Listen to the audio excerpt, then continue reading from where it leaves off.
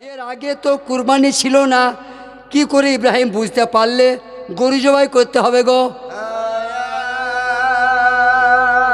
মারা শুনবেন খেয়াল করে। ঘুম ভেঙে গেল ইব্রাহিম নবীর, উঠে পড়লেন ফজরে।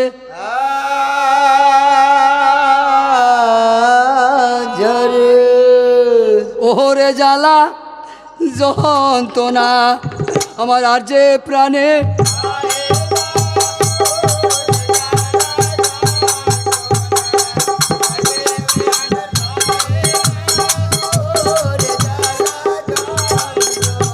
ফজরের নামাজ পড়িয়া ও নবী কি করিল?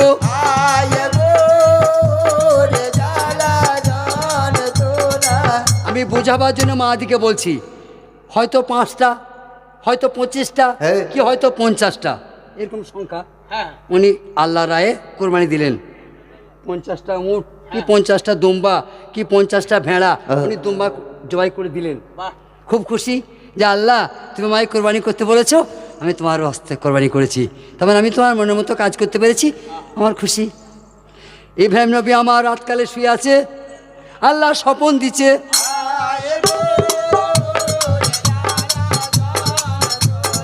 ও আমার ইব্রাহিম তুমি কুরবানি করো।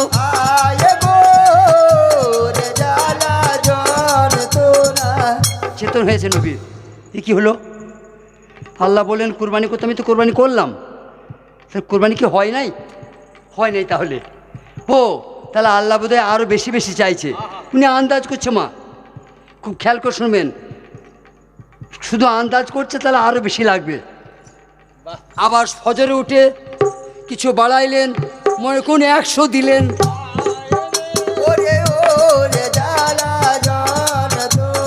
মনে মনে খুবই খুশি, আমার আল্লাহ রাজি।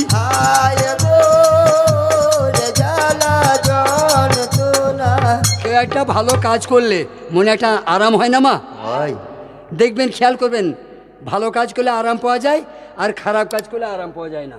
ওইটা মনে হয় কলমে অন্যায়টু করে ফেললাম, স্বামীকে দুটো গাল দিয়ে ফেললাম, ছেলেটাকে মারলাম, ওই মেয়েটার সঙ্গে ঝগড়া করলাম, মানে কাউকে খুশি করে নিজে খুশি হওয়া, আবার কাউকে ব্যথা দিয়ে আমার নিজেই ব্যথা পাওয়া, তাই না? তৃতীয় রাতে নবী স্বপন দেখছে, ইব্রাহিম তোমাকে কুরবানি করতে বলছি, কুরবানি করো।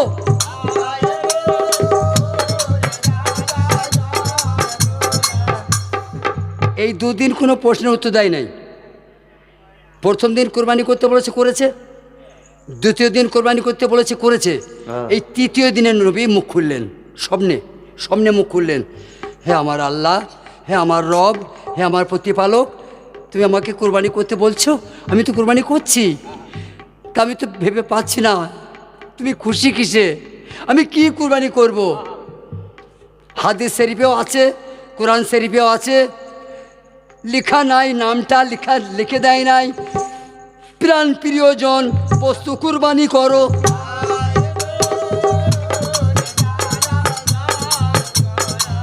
দেখলেন মা, ছোট্ট পারা কথা, একটা ছোট্ট মতো কথা। এই কথাটা যে কতজন যারা কুরবানি দিতে জানে তারা বোঝে। কোরবানি কারো হয় না, হচ্ছে না, এই দেখুন কেন, খালি বললে তোমার প্রাণ প্রিয়জন।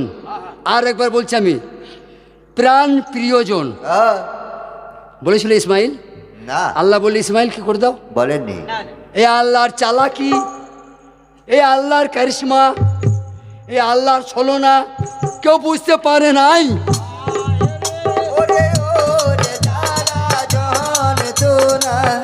তোমার কথা তুমি আমাকে বলবে, তবে তুমি জানবো। তোমার মনে একটা কথাই উদয় হয়েছে, তোমার মনের কথা তোমার মনের ভেতর থাকবে, তোমার স্বামী জানবে না। তোমার স্বামীর একটা মনে উদয় হয়েছে কিছু বলার, ওই যদি না বলে তুমি জানবে না। তোমাকে বলতে হবে স্বামী একটা কাপড়ের দরকার, তবে তুই জানবে। তাহলে কেন আল্লাহ বললে না ইসমাইলকে জবাই কর?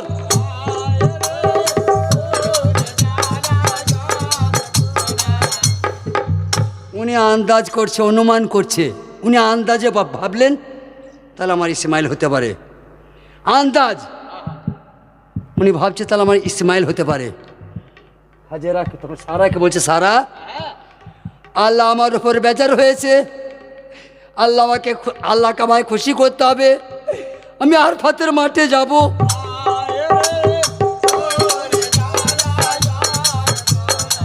অসম্ভব। দেখেন মেয়েদের গুণ, দেখেন মেয়েদের গুণ। আমি খারাপ কথা বলবো না, গুণের কথা বলছি। নবীর বিবি গো, ইব্রাহিম নবীর বিবি সারা হচ্ছে অসম্ভব। ওই সতীনের মুখ তোমাকে দেখতে দিব।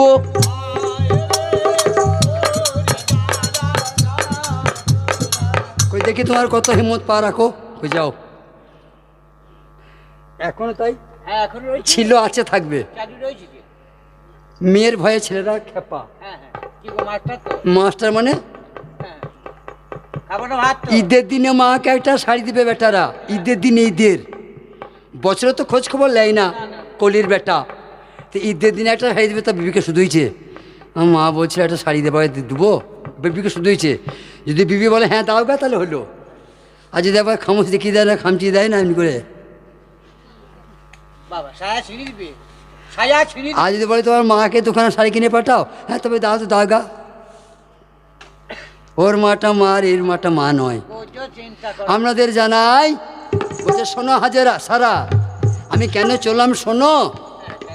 হাজারার বেটাকে জবাই করব, তুমি কি বলছো? তবে যাও, তবে যাও, তবে যাও, তবে যাও। একবার যে তিনি শেষ করেছে হাজার বার জীবন, তবে যাও। তুমি শোনো, ওইখানে যাবে কিন্তু হাজেরার সঙ্গে কথা বলবে না, ওর কোনো সেবা গ্রহণ করবে না। তোমার কাজটা মিটে যাবে, তুমি চলে আসবে। বেশ তাই হবে। কেমন হুকুম চেয়ে দেখুন, যে হাজেরার সঙ্গে কথা বলতে পারবে না। তোমার কাজটা হলো ইসমাইলের সঙ্গে, তুমি ইসমাইলকে নিবে, চলে আসবে। এমনকি ঘোড়া থেকে নামবে না, ছেলেকে তুলে দিতে বলবে তোমার কোলে, তুলে দেবে। বলে তাই হবে। ইব্রাহিম পয়গম্বর এবার ছেলে আনতে যায়।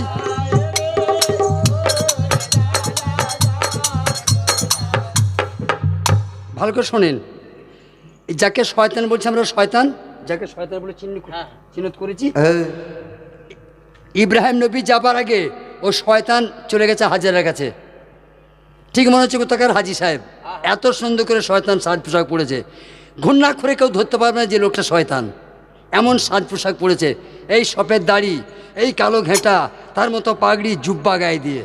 হাজেরা, তোমার এক্ষুনি সর্বনাশ হবে যদি তুমি আমার কথা না শোনো।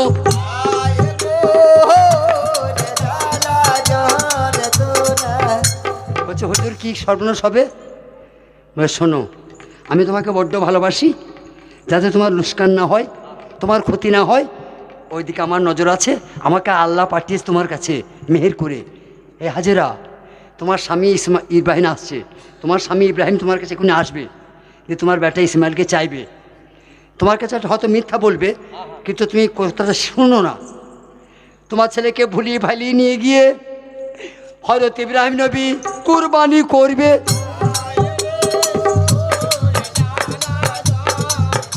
তোমার ইসমাইলকে জবাই করবে। ও বিবি বেটা দিও নাই।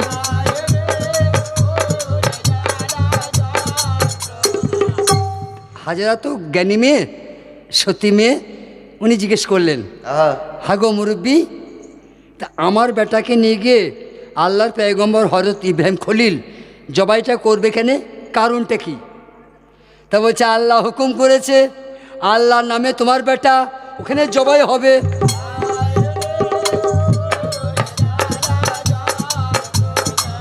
তখন বলে আর কিছু বলতে হবে না, আমার বেটা জবাই হয়ে আল্লাহর খুশি হয়, আমি 100 বার বেটা দিতে রাজি আছি, আমার কোনো ব্যথা।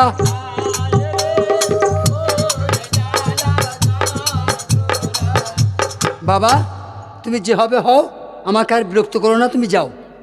আমি তোমার কথা শুনবো না, আর আমি তোমার কথা মানবো না। কারণ ছেলেকে যখন কেউ জিজ্ঞেস করে তোমার বাপের নাম কি, মায়ের নাম জিজ্ঞেস করে না। স্কুলে ছেলে ভর্তি করতে গেলে মায়ের নাম জিজ্ঞেস করে না, করে। এই আধার কার্ড করতে গেলে সব বাপের নাম। বুঝা যাচ্ছে? তা হযরত ইব্রাহিম নবী বললেন, তখন হাজেরা বলছে যাও। তাহলে বোঝা গেল বেটি, ছেলে বাপের ছেলে বাপের অধিকার বেশি। তখন হাজেরা বলল, ছেলে তো তার, এই মুরব্বি পালাইছে না, ঘ্যাঁ ঘ্যাঁ করছে কাছে, দিও না, আমি সত্য বলছি, তুমি আমার কথা মানো, তুমি এই অন্যায় কাজটা করো না, তাহলে ব্যাটা হারিয়ে যাবে, তোমার ব্যাটা জবাই হবে, এসব করছে, যা তোর ইমানটা নষ্ট হয়। কিন্তু হাজেরা এক কথায় জবাব দিলেন, তার ব্যাটা সে বেচে দিবে না, তার ব্যাটা সে কোথাও রাখাল রাখবে না, তার ব্যাটা সে তো কুরবানি দিবে, তাতে তোর কি হলো?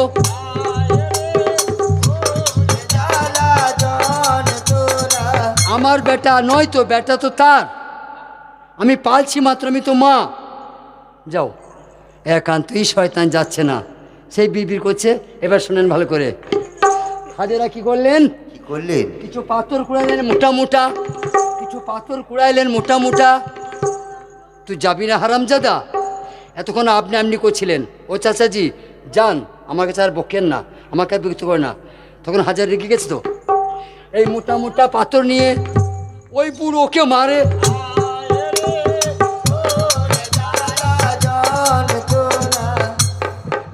এখন আমরা তো হজ করতে যেতে পারবেন না, সবার দ্বারা সম্ভব না, তা এই টিভি মোবাইলে আবার দেখে নেবেন, এই কিংটাজ মোবাইলে কালকে আবার দেখে নেবেন, আজও ঢেলা মারতে হয়। কখন মেরেছে হাজেরা শয়তানকে ঢেলা, দেখবেন এখনও ঢেলা মারছে হাজিরা। ওটা পরে বলছি কেন মারছে, ওটা পরে ভেঙে বুঝিয়ে দিচ্ছি এখনও কেন মারে।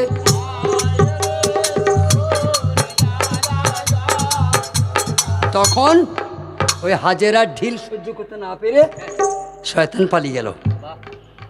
হ্যান সময় হযরত ইব্রাহিম নবী হাজেরার কাছে এলো, সাজ সিঙ্গার করে নবী আমার হাজেরা নাম ধরে রাখতে লাগলো,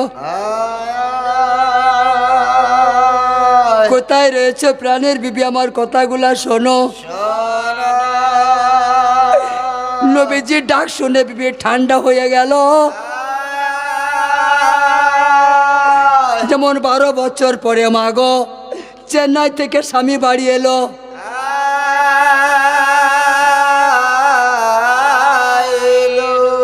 কুহুসুরে ডেকো না কোকিলা আমার,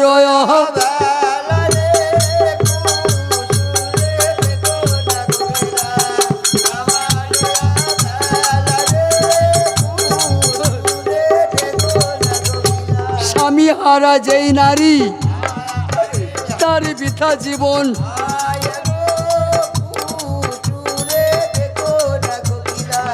স্বামী হচ্ছে মেয়েদের অহংকার, স্বামী হচ্ছে মেয়েদের অলংকার, স্বামী হচ্ছে মেয়েদের খর্গ, স্বামী হচ্ছে মেয়েদের গর্ব, তাতে সে হোক না কানা খুঁজো। তোমাদের জানাই নবীজি ডাক শুনে বিবি ওরে ছুটে বের।